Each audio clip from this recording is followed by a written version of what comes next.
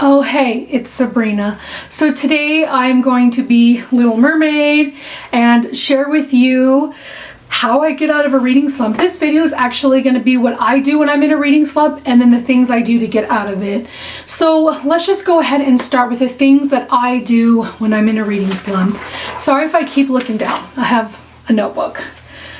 So the first thing that I do when I'm in a reading slump is I watch a lot of Booktube, because this kind of gets me excited and it gets me in the mood for wanting to read. If I watch a lot of Booktube and I watch my favorite Booktubers, I can see what they're reading, see what their thoughts are, and maybe they can recommend a book that I might want to pick up. The second thing I do when I'm in a book slump is I go book shopping. So most of the time that's the thrift store, because I don't want to spend a bunch of money on books that are just going to sit on my shelf if I'm still in a slump. So maybe 2 or 3 books for super cheap, like under $5 each, and it'll just get me kind of excited about books that I really want to read that I haven't had a chance to.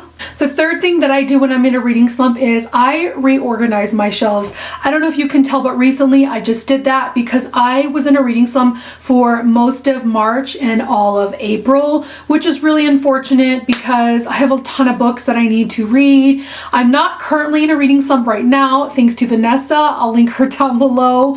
Thanks to her wanting to do the buddy-a-thon with me, that like pushed me over the edge to like get out of my reading slump. So I'm so grateful that I am not in a reading slump anymore. But yeah, reorganize your bookshelves. It'll like you'll rediscover books that you forgot about, and you'll be like more happy that your bookshelves are organized. So yeah. Okay, so what I do to get out of a reading slump, the first thing that I do is I just get out of the house. So I like go to a movie with a friend, or I go out to lunch with a friend, or I go for a walk, or I go to a concert, whatever that may be. It doesn't have to be something big, but just like get yourself out of the house, because a lot of times when I'm in a book slump and I just stay home all the time, I get kind of in this rut. So that's what I would recommend. The second thing that I would do is just try reading outside if the weather is nice. Like the reason why I'm making this video, because it's the perfect time of year right now to go sit outside at a park, your backyard, go sunbathing, whatever, and read a book. The sun hits your face, hits your body, and you're like, oh, I feel amazing, because the sun like gives out, I don't know if it's vitamin D that makes you happy, but it just makes you feel good. So go outside, read a book, or try to. Okay, so the next thing that I try to do is either read a really short book or a graphic novel.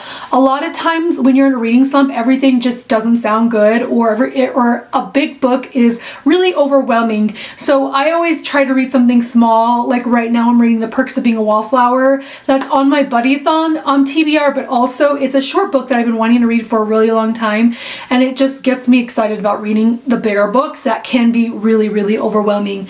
And then the last thing that I would recommend if you are in a book slump or a reading slump is reread a favorite book.